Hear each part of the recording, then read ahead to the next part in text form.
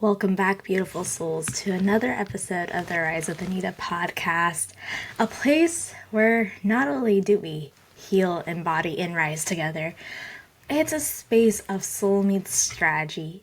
And today, on my first solo episode back, which I'm so excited to be doing these again, I will have another episode explaining where my MIA growth journey has been, but until then, I want to drop in today into something real, something a little tender, something that many of us start to feel, especially around this time of year, but rarely say out loud. Because the holidays, especially weeks like Thanksgiving, which this is our Thanksgiving week episode, can bring up a lot.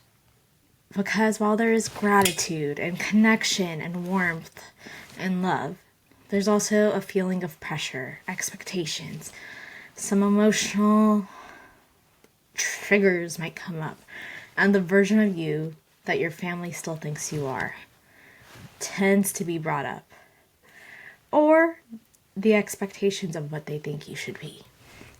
So if the holidays tend to feel a little heavy, complicated, or even energetically loud, this episode's for you. So take a breath. And just go ahead, take a moment right now. Inhale, exhale, and let's dive in. So here's the truth most people never talk about. Going home or having people come to your home often pulls you back into an older, energetic version of yourself. And typically it's one that you outgrew.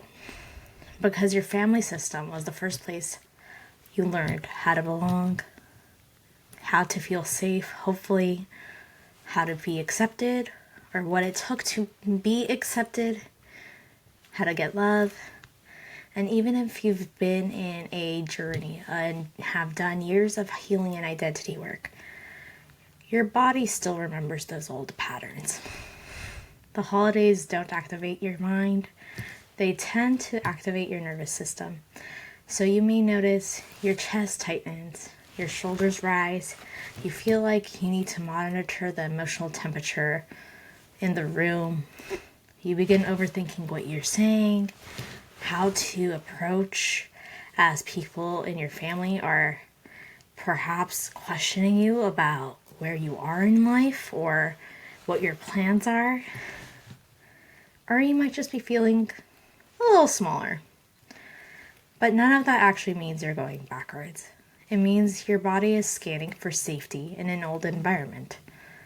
And when we come to think about the feelings of what homecoming means sometimes, it really can bring up an old version of our nervous systems. And it's not because anything is wrong with you, but it's because it's learned to protect you there.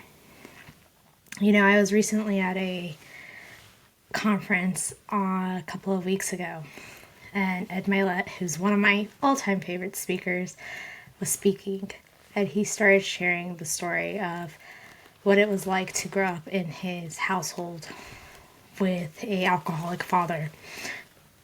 And if you don't know the story, he does get clean. It's incredible, and Ed Milet is just amazing. So if you haven't checked him out, you should. But anyways, during that talk, he actually mentioned he started to feel anxiety, and he was starting to feel the impact of what that story felt like and the reliving of those moments as he was retelling it. And that's because his nervous system was replaying that. So with that being said, you just have to remember, when you are in old environments or environments with people you may not always see, it doesn't mean that there's anything wrong with you. It just means your body is starting to scan for safety in an old environment. And it's doing that because it's learned to protect you. So let's name some of these triggers out loud, because naming them does take away the shame. Some of these triggers around family are usually around feeling judged, being misunderstood, maybe not having understanding if you've made certain life choices or your life choices are a little different than what's the norm in your family. Being cast into roles you've been outgrowing. There may be old disagreements. I mean, we don't have that in my family, but you might find yourself in a political discussion or just a different viewpoint. So, family asking questions that feel invasive. If it makes you feel better, I am 30, childless, and marriedless. So a lot of times for me, going home could look like a reminder of milestones I have not hit. There might be comparison, whether that's your siblings, your careers, within parenting structures, looks. I don't know if anyone else has had this, but growing up in an Armenian household where you were a little bit more overweight, I'll put it as, there was a lot of times where the holidays used to look like, you should be losing weight. And luckily I've lost a lot and I'm still on a journey, but it doesn't mean that you don't occasionally hear those things. There may be feelings of being responsible for everyone's emotions or just emotions of those around you, especially if you're an empath. You might have someone who dominates the entire space. They like the attention on themselves, so it doesn't really feel like a chance to connect. And you might be asked to shrink or dim your success because it makes others feel uncomfortable. But here's the gold. Triggers aren't proof that you're failing. They're proof that you're healing. So I'll say that one again. Triggers aren't proof that you're failing. They're proof that you're in a healing process. I always say that triggers are teachers. Whether that's your family member mirroring something in you, or friends, or a circumstance that's coming up in your life. So all it is a trigger is simply unintegrated energy that is coming up to the surface to be witnessed. It's not here to be suppressed, not judged, just witnessed. So if you have triggers while they're coming up, I want you to take a moment to actually feel okay in being triggered and notice what it's bringing up in you, what feelings are rising to the surface. But this podcast episode is not just addressing the fact that holidays can be triggering. I want to give you some practical steps of in-moment practices you can use anytime during the holidays. The first being a micro-grounding reset. So when you feel deeply activated or triggered, just silently do this. And if you want to practice while we are listening to the podcast, go ahead. Inhale deeply into your belly. Then take a smaller inhale into your chest. Exhale softly, not forced, and just let the energy go. And if you have a chance, put your hand on your heart. Maybe step away if you need to, and just focus on things like your feet on the ground. Feel into your body and actually bring yourself back home into yourself. It's not about the old version of you that your family remembers. And remember, your breath can literally be considered a power cord, your anchor, your inner I'm safe. But let's also talk about how to relate differently this year. One of my favorite reminders is how I relate to the issue is the issue. So I've been studying Kabbalah, and there's this practice of restriction, which, if you don't know, is essentially not being reactive in the moment. And typically, this is where it's going to sound wild, they wait about 3 days before they react to any situation that may be triggering or causing some sort of reaction within.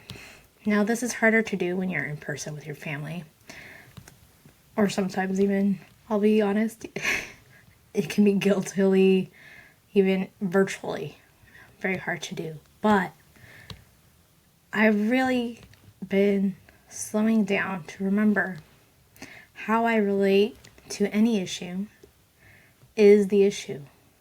It's not the family member or the conversation or the comments, but it's how you relate to it and how you are choosing to give the meaning behind it. You get to choose to pause instead of react, to stay in your body instead of get into your mind and make up arguments. How many of us have started to do that, where we start coming up with a response of what we would really like to say? It ends up allowing yourself to pause and give yourself a moment to respond from your highest self instead of the self that protects you. And as a reminder, let others have their opinions without abandoning your truth. Your family doesn't need to understand your healing for it to be valid. Your own approval is enough. I think there's something to be said about looking at our journeys as a way to heal within, without it being something radically important for others. We don't need other people's approvals. So you have to remember, you have to keep holding the identity of who you're becoming. Let's speak into something powerful. You don't owe anyone the old version of you. And I know for me, as life has gotten trying at times, I've found myself stepping into old versions of myself. And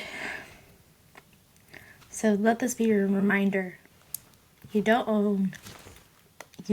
owe anyone the old version of you. Not even the people who remember you as her or him. Not even the people who've helped shape that person. You can still love your family and evolve beyond expectations.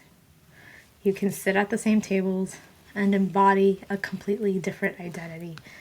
But before you walk into any gathering this week or coming up in the few weeks as we're closing out the year, go ahead and ask yourself, who am I choosing to be? Not how will they act or react? What are they going to say? What are they thinking? But come back to yourself. What am I holding? What is this identity that I'm currently stepping into? Your identity leads to your energy.